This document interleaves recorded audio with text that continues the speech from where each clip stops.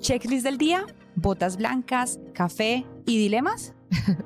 Confirmado, siempre hay alguno. Yo soy Paola de la Torre. Y yo, Lina Velázquez. Esto es Botas Blancas. Detectamos la mancha no para culpar, sino para aprender. Hola, buenos días, buenas tardes o buenas noches. Vamos con un nuevo episodio de Botas Blancas, sí. Paola. Sí. Pero hoy vamos a hablar de una cosa que yo creo que a ti y a mí nos encanta. Creo que tú y yo nos paramos como de dos aristas como diferentes, pero que creo que sin duda es un tema hoy, y no solamente el tema de tema. Ética, es el tema, ¿no? Hoy sí. Vamos a hablar de inteligencia artificial. Y de hecho... Y no de qué se trata. De qué se trata, sino les vamos a dar una clase magistral de inteligencia artificial. Pero no es del hype, no es del boom, no es de esto muy interesante que todos estamos hablando, que es muy bueno utilizar la inteligencia artificial, y seguro sí, yo tengo una postura un poco más crítica, pero sino como de preguntas incómodas de qué significa el uso responsable de la inteligencia artificial en el trabajo. Y entonces traigo un caso, aquí sí, señora Paola, traigo un caso de Colombia. No, yo sé, y es por eso que te voy a dejar que dame la palabra. La verdad.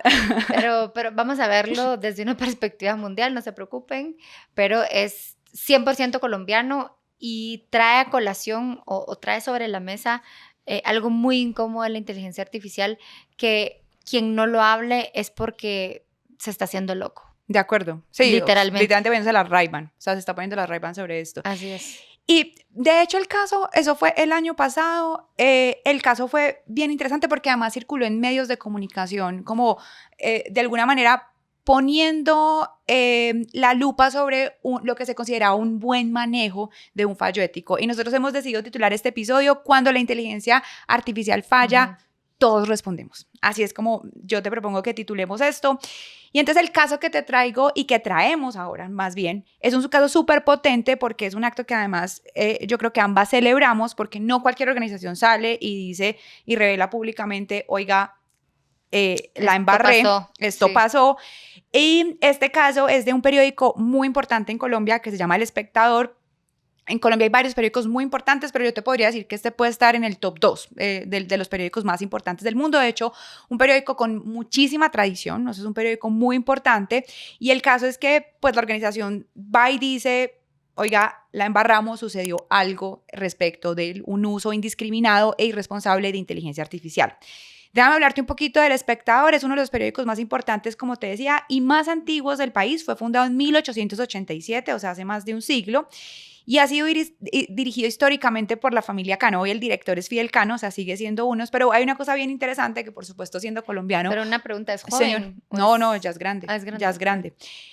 Y hay una cosa que uno no puede evitar mencionar cuando habla del Espectador, porque por nuestra tristemente célebre historia marcada y atravesada por el narcotráfico, pues el Espectador sufrió en 2 ocasiones atentados en carro bomba, y el autor intelectual fue Pablo Escobar en 1989, el año que yo nací, soy muy vieja, y en 1993. No lo tenés que decir.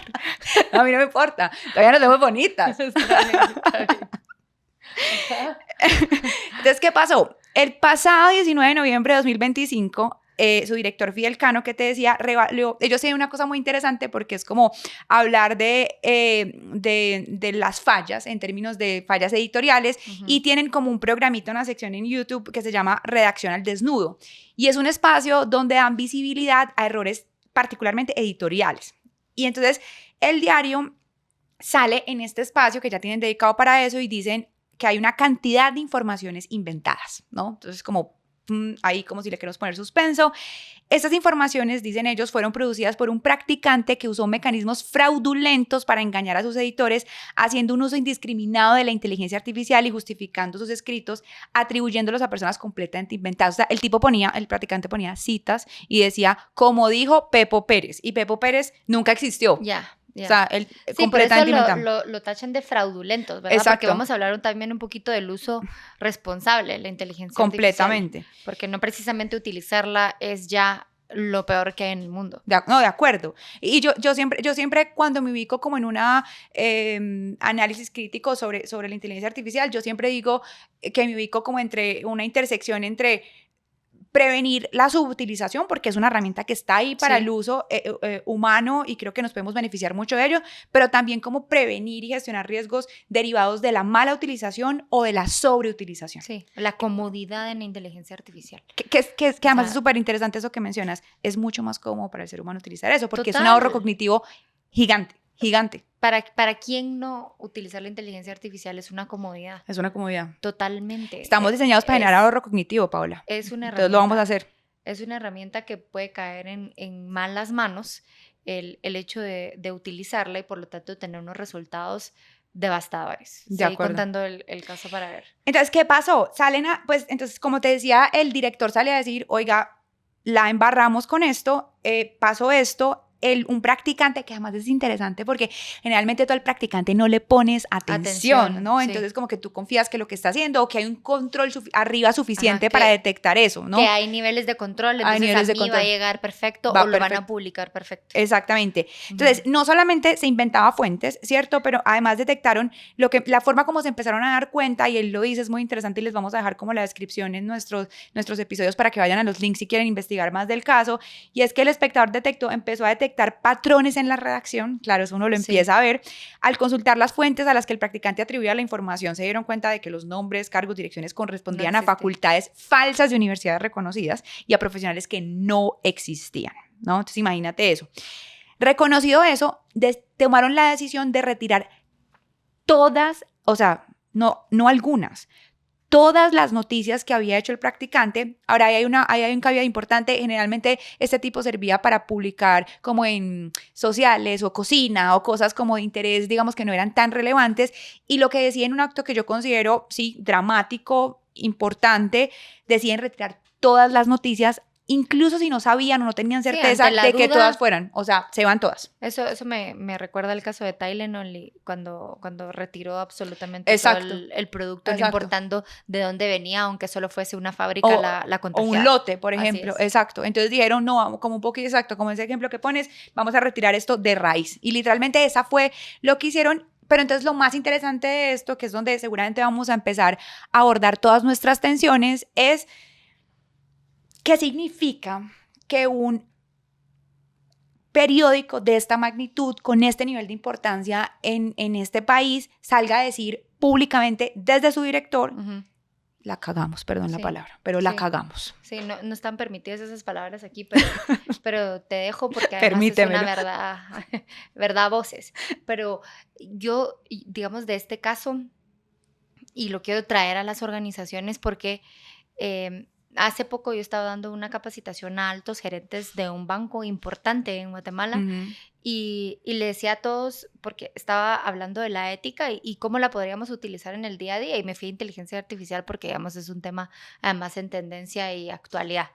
Y le digo, levante la mano aquí quien no utiliza inteligencia artificial, quien no la utiliza en absolutamente nada de su trabajo.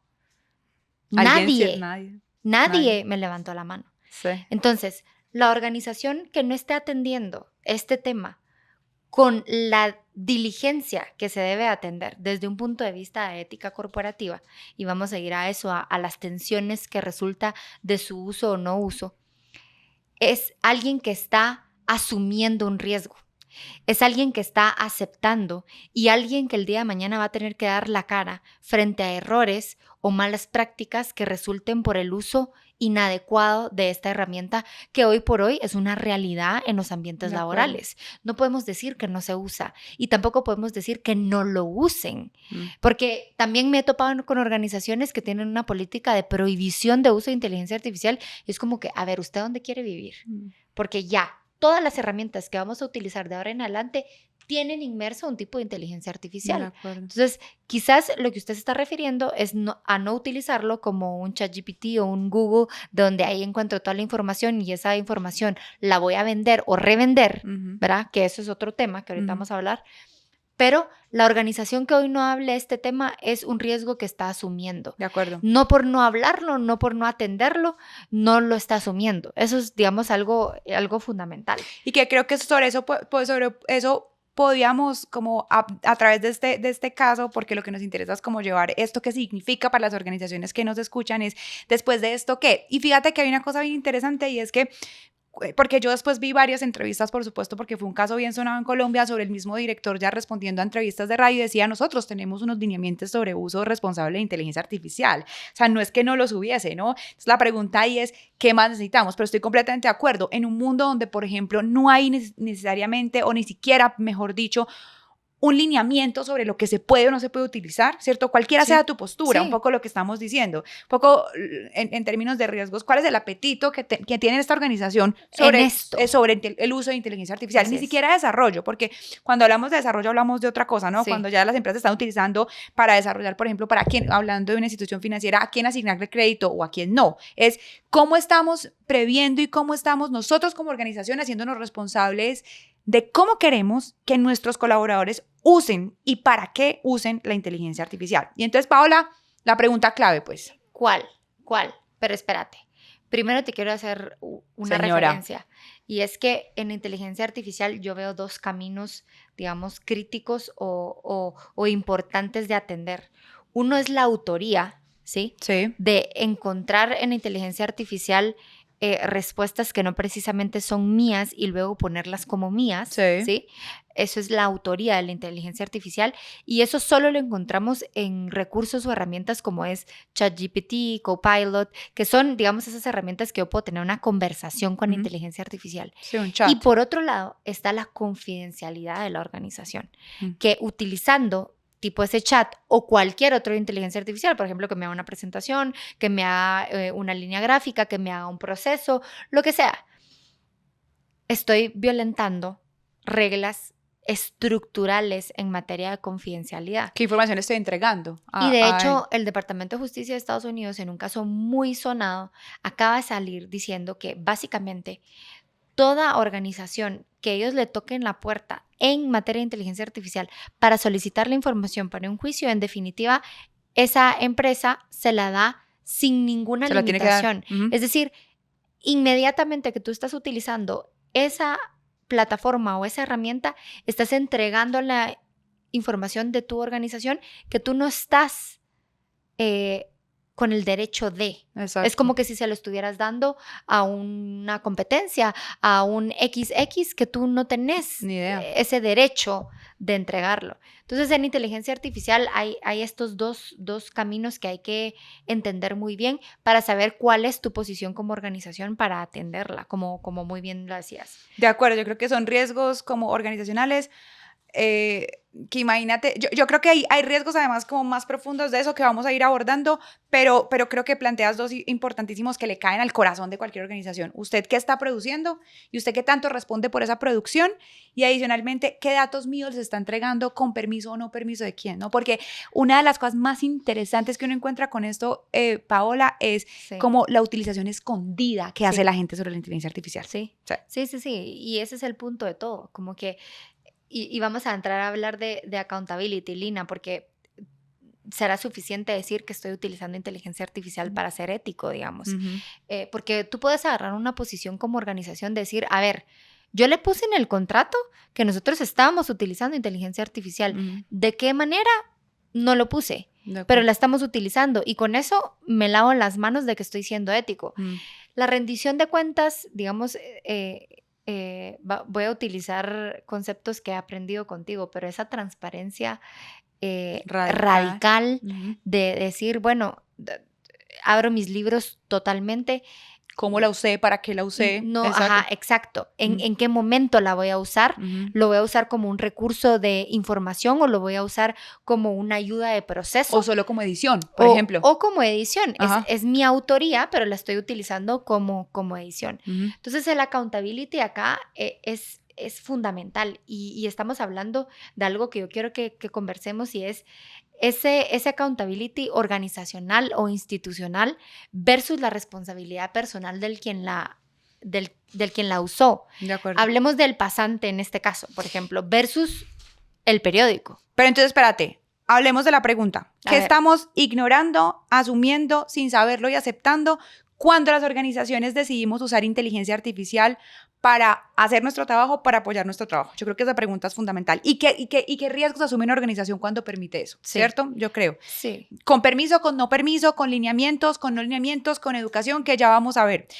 Tú planteas una tensión bien interesante y es como el accountability institucional y la responsabilidad individual. Y a mí me gusta hablar de accountability acá, que además que yo amo profundamente el español y casi no me gusta utilizar anglicismos, pero esta es una palabra que yo uso deliberadamente en inglés porque no hay traducción literal. Rendición de cuentas no atiende no necesariamente. a ese... Exacto, es responsabilizarse, es rendir cuentas y es hacerse cargo de su decisión. Casi que son como 3 conceptos unidos allí.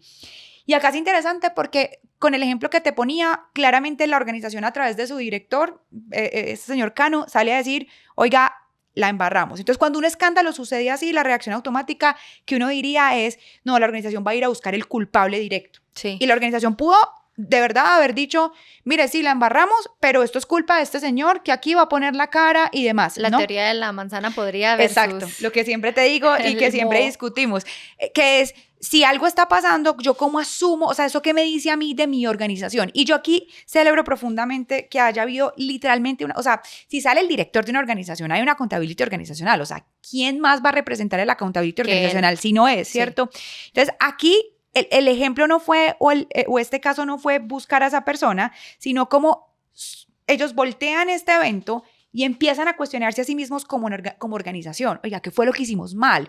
¿Por qué las personas que estaban arriba de esta persona no vieron lo que estaba pasando, cierto? Y además hay una pregunta, una entrevista que le hacen si ellos van a judicializar a esta persona y dicen, no lo vamos a hacer. Que a mí me parece, cualquier persona podría decir, no, lo vamos a hacer. Y a mí me parece interesante como eso. Ahora, cuando una organización va y dice, y fíjate, por eso es que a mí me encanta esta atención, porque cuando una organización va y dice, oiga, es que él fue, pues eso es como limpiarse las manos rápido y decir, mire, fue él y aquí está, y este señor como una manzana podrida, la sacamos. Sí. Pero ¿qué significa, Paola, en estos casos de yo no voy a necesariamente asumir o voy a hacer que la accountability total recaiga sobre ese individuo, sino que yo como organización, como institución digo, oiga, nos tenemos que hacer cargo de esto. Aquí nos pasó. Pero yo creo que, Lina, con todo el respeto del mundo, hay una gran diferencia entre una organización que se da cuenta a lo interno, que es un poco tener compliance corporativo. Sí, cuando la organización logra darse cuenta antes que todo el mundo, ganó.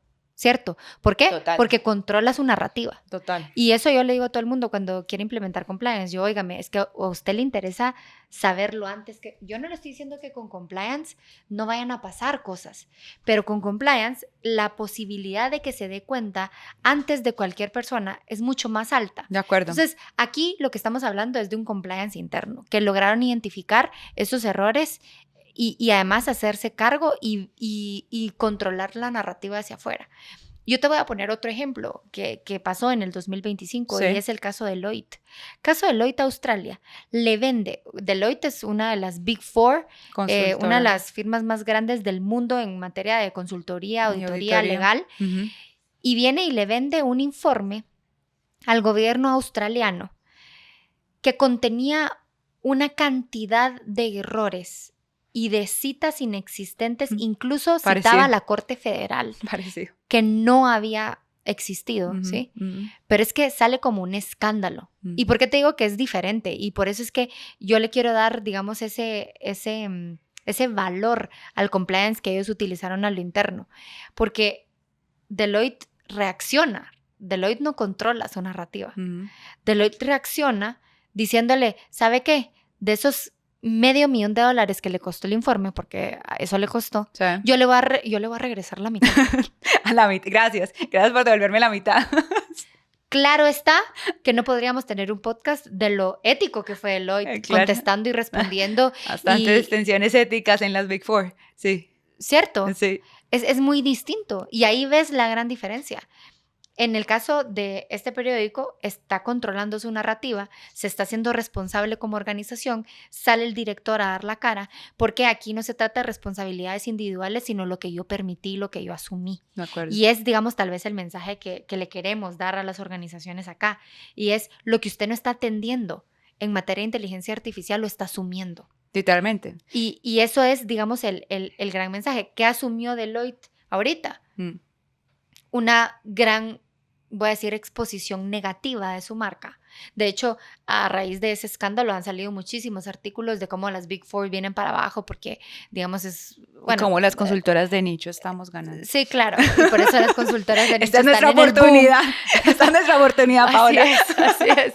Pero en verdad, o sea, habla muy mal de la marca. Y como contestó es, yo le voy a regresar la mitad del informe porque tal vez sí hay producto de la inteligencia artificial. Entonces estamos viendo dos casos y de exactamente del mismo error. Déjame decirte algo ahí porque tú traes una cosa que me parece fascinante y que es como una de las citas del Evaluation of Corporate Programs que tiene el Departamento de Justicia, que dice que yo siempre, cuando trabajaba muchísimo más en compliance, ahora que estoy más en ética, pero siempre lo traía a colación, y es un buen programa de cumplimiento no es aquel que no falla, es aquel que falla, usted lo puede identificar y usted es capaz de remediarlo. Y creo que es exactamente lo que tú acabas de decir, ¿no? Es exactamente eso. Y ganás en valor, dinero, reputación, impacto, todo, ganas en todo si lo puedes atender. Y ese es un dilema, el primer, este que te planteo para que pasemos al segundo, pero creo que tú tienes un caso de Air Canada súper interesante también, que ahí es como, que allá no es con una persona, sino con el agente, claro. ¿Cierto? Con la máquina. Y este es un dilema para mí del nivel organizacional. O sea, cuando esta discusión se trae en la organización, yo te digo, me imagino discutiendo la alta dirección, ¿qué vamos a hacer con esto? Sí. Entonces yo celebro que haya una contabilidad institucional, pero no por eso ignoro ni soy ingenua que hay momentos en que hay que decidir qué es lo que hacemos, o sea, cómo vamos a asumir como organización esto, qué tanto vamos a responsabilizar al individuo o qué tanto vamos a asumir colectivamente el error, ¿no? O hay otras organizaciones que quieren que la inteligencia artificial asuma la responsabilidad, y eso me lleva a Air Canada, que es un caso en donde Air Canada sale con un chatbox que básicamente todas las organizaciones, creo yo, ya lo tienen, y es que te voy a atender a ti, cliente, a través de esta inteligencia artificial para que te responda cualquier tipo de pregunta que tienes. En el caso de Air Canada, le contestó a un cliente sobre un descuento en uno de sus viajes y lo contestó mal. A tal punto de que llegó a una demanda, y te das cuenta cuando todo el mundo demanda por todo. Por todo. Sí. Pero bueno, llegó a una demanda y Air Canada se protege o se trata de proteger diciendo, óigame, eso yo no lo contesté. La inteligencia artificial se equivocó. Fue el chat. Se equivocó, no sé de dónde agarró esa información y le respondió así al cliente final. O sea, no es mi responsabilidad. Pero ahí el juez que tenía el caso fue muy contundente y decir, óigame, toda inteligencia artificial que le pertenezca y que represente a la organización frente al público es su responsabilidad. Y usted responde por ello. Usted alimenta esa inteligencia artificial, usted controla esa inteligencia artificial, o sea que es su culpa que haya respondido de esta manera y por lo tanto perdió el caso. Hay nada de echarle el agua, la ropa sucia a la gente, ¿no? Vamos a la tensión 2, Paola. Sí, por favor. Esta tensión para mí es, digamos, claro, yo puedo escalarlo en diferentes niveles, pero esencialmente pongámoslo como a nivel individual, de quien decide en calidad de periodista o quien se está convirtiendo en periodista para seguir el caso, o en este caso el empleado, una tensión entre eficiencia y rigor. Tú lo decías al principio, o sea, utilizar la inteligencia artificial, que no es una herramienta más, yo debato mucho eso, no es una herramienta más, pone la lupa sobre algo que es profundamente humano, y es ahorrar energía, ahorrar esfuerzo cognitivo. La IA, pues es clarísimo que nos es más cómodo, lo que tú decías, claro. Es más cómodo usarlo. Pero entonces desde la óptica de la organización y desde la óptica de lo que se plantea alguien cuando usa es, al menos antes de que se diera cuenta, ¿cierto? Esta veracidad y rigor versus eficiencia y productividad, que es la tensión que te estoy proponiendo, es lo que yo considero que es muy importante porque es un balance que uno todo el tiempo está haciendo. No porque digo que necesariamente lo que produzca la inteligencia artificial sea una basura, no. De hecho, hay estudios que muestran que la inteligencia artificial es mucho más efectiva y mucho más, tiene muchísimo más valor cuando es un experto el que está tratando, porque le puede llegar a generar ideas, porque uno es capaz de debatirlo, ¿no? Y uno no lo nota. Incluso lo debatís. Exacto, uno lo debate y uno le dice, pero esto no es así, no sé qué, a veces en su tono complaciente o no. Pero sí hay una pregunta que es incómoda y es, ¿Por qué pasaron 100 notas en este caso para que se tuvieran que dar cuenta de que algo estaba fallando? Así es. O sea, imagínate lo que significaba producir 100, o sea, claramente había una expectativa, y esto ahí vuelvo yo a mi analogía del barril y la manzana podrida. Es inevitable pensar que hay una expectativa de que produzcas, que estés produciendo todo el tiempo. Y creo que esto, pues además los dilemas éticos de la inteligencia artificial son extrapolables a cualquier sector de la economía, ¿no? Esto no es solamente, esto solo estamos utilizando como una excusa porque es el caso, pero realmente se puede hacer eso. ¿Y por qué generalmente estamos, que es un dilema profundamente ético, y es como la agencia humana, el accountability, delegándolo hacia la inteligencia artificial? Es porque aparece esta idea de neutralidad o de racionalidad o de mejores decisiones. Muchas veces la gente cree que la inteligencia artificial es más objetiva, más neutra, más racional que nosotros, cuando pues lo que sabemos es que no, o por lo menos no hemos llegado a ese punto, ¿no? Esperemos no lleguemos. Viene de algún lado. Sí. Y además lo que nos podemos dar cuenta también con inteligencia artificial es que lo que no lo alimentas tú, lo está extrayendo de algún lado que alguien más lo alimentó. O si no se lo inventa. En definitiva. De acuerdo. O sea, eso, a ver, yo tal vez me voy a salir un poco del script, pero hoy, justo cuando estábamos preparando este caso, me recuerdo perfectamente hace un año exacto, más o menos, tuve un viaje a Nueva York con mi mamá y fuimos a una nueva obra de Broadway que había, que se llamaba, creo que McNeil. Sí. McNeil, que lo hizo, el que hizo el de Oppenheimer y Iron Man, etc. Pero planteaba algo impresionante, y era si la inteligencia artificial era buena o mala, pero desde una perspectiva de que toda la obra se pasó ilustrando cómo nosotros como seres humanos nos hemos inspirado en diferentes cuestiones en la vida, en la historia, en una cita de una persona, en un libro, en algo para crear. Y cómo es que la inteligencia artificial no se puede ver como otra fuente de inspiración. Yo me acuerdo que yo estoy en un colegio francés, y entonces las clases de literatura francesa era todo el mundo copia a todo el mundo. Bueno, era un poco la obra decía, o sea, hacía referencia a eso. Sí. La obra puso una situación en la que el hijo le está exigiendo autoría a él porque él escribió un libro en base a una situación que vivió su hijo. Y le dice, primero, no me pediste permiso para hacer ese libro, te estás basando en mí, entonces dame regalías de lo que tu libro representó, porque estás hablando de mí en tu libro. Sí. Entonces, un poco de los dilemas es hasta qué punto, cómo podemos realmente determinar cómo y qué usar en la inteligencia artificial. Que eso es muy interesante, Paola, porque a esta segunda tensión que estamos poniendo, pues como poniendo la lupa, hay un ingrediente adicional muy picante, y es ¿cuál? Este asunto de, entonces estoy entre veracidad y rigor y productividad al máximo, ¿cierto? Que es como a un debate al que tú mismo, incluso creo que te pasa a ti. Lo quiero para ayer, te lo pedí, esto me ayuda más rápido a hacerlo y demás. Pero ¿qué pasa si eso le sumamos como una especie de, yo le llamaría esto como una presión social, y es, yo no me quiero quedar detrás? Cuando yo hablo de inteligencia artificial en las organizaciones, yo hago la analogía de, esto es como si a usted le trajeran el Ferrari y usted decidiera no montarse en el Ferrari, ¿cierto? ¿Por qué no? Se siente así. Pero ojo, yo ni siquiera sé manejar el Ferrari, de pronto no tengo licencia de conducción, pero como no me quiero quedar atrás, Paola, que ese es el fenómeno más interesante que está pasando con esto, entonces yo me monto en el Ferrari, lo que es como manteniendo, keeping up the pace, ¿no? Como manteniendo la velocidad para yo poder hacerlo. Entonces, fíjate que uno hasta, claro, yo no voy a exculpar ni voy a justificar al practicante, pero piensa la lógica del practicante, otros practicantes los están usando. A mí me están pidiendo productividad. Piensa esto en la lógica del periódico. El periódico está compitiendo con otros periódicos para resaltar. Y además el periódico está, digamos, buscando generar y mantener audiencias cautivas, que en esta sociedad de lo efímero, pues lo que produjiste ahorita ya se perdió y tienes que producir una cosa nueva y nueva mañana y nueva ya y nueva. No sirve. No, o sea, mañana como a las 2 horas ya no sirve, si se quiere, ¿no? Entonces, ese debate es muy interesante porque además de una productividad y exigencia, pues que la sociedad capitalista te exige, ¿no? La producción importante, no voy a cuestionar acá y no voy a hacer un debate filosófico de esto, porque igual pertenecemos a este sistema, pero ¿qué pasa si además yo siento que me estoy quedando atrás? Sí, no, y eso nos obliga básicamente a ir a la vanguardia de las herramientas que se están utilizando en el mercado. Lo importante es la presión social, no va a ir solo hacia la producción y creación de más y más rápido contenido, sino mejor y más auténtico. De acuerdo. Entonces, vamos a encontrar este punto de inflexión ahorita en la utilización de la inteligencia artificial, en la que nos va a obligar básicamente a darnos cuenta qué tenemos enfrente. Y para las organizaciones, digamos, tal vez el gran mensaje es: usted es el responsable.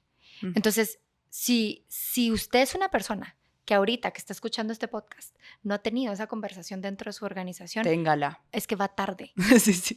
Era para ayer. Es que ya incumplieron contratos de confidencialidad, probablemente temas de autoría, productos y servicios que salieron al mercado que no precisamente son suyos y que quizás tienen errores por haber utilizado inteligencia artificial de una manera inadecuada. De acuerdo. No quiero decir que no vayan a utilizar inteligencia artificial. Esto es el hoy y el mañana. Ahora el cómo es fundamental. ¿Cómo para garantizar ese rigor? Y vamos a la última, para ir cerrando, y es transparencia de su reputación, una atención que nos encanta, tú sabes que siempre hablamos de esto, Sí. y esta es para la organización, y para mí el espectador, este periódico devela un compromiso real con la transparencia y un poco como, no sé si transparencia radical, pero por lo menos sí de, oiga, la embarramos, hicimos esto, buscamos entregarles la verdad siempre.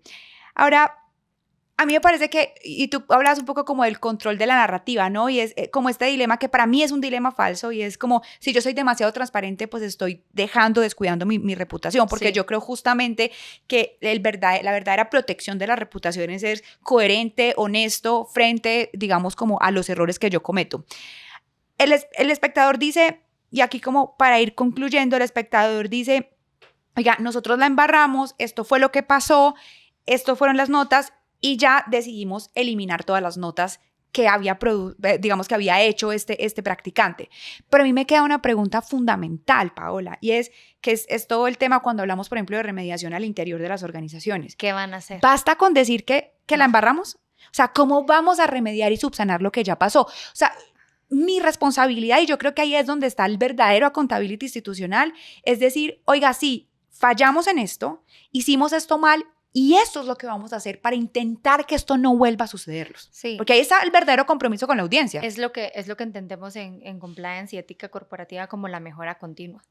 Si tú no estableces un plan de acción de mejora frente a los acontecimientos que sucedieron, porque van a suceder, entonces no estás frente a un compliance verdadero. De acuerdo. No estás. No lo estás. Porque más vale pedir perdón que permiso puede ser la bandera que yo siempre voy a utilizar con inteligencia artificial. Usted saque y dentro de 6 meses sacamos con un statement de algunos de nuestros artículos salieron con inteligencia artificial, estamos siendo transparentes, voy con la bandera de buena onda y se acabó y seguimos siendo de la misma manera. Eso es lo que no se vale. Entonces, cuando hablamos de compliance y ética real, estamos hablando que nos sirve cada tropiezo para crear un plan de acción de mejora continua dentro de la organización. Y lo que sigue es entrene. Porque por lo que yo te he comentado en varias ocasiones, y es que en la era de la inteligencia artificial, las habilidades humanas, como el pensamiento crítico, o sea, que son habilidades propiamente humanas, Paola, o sea, ¿quiénes son los seres que piensan críticamente?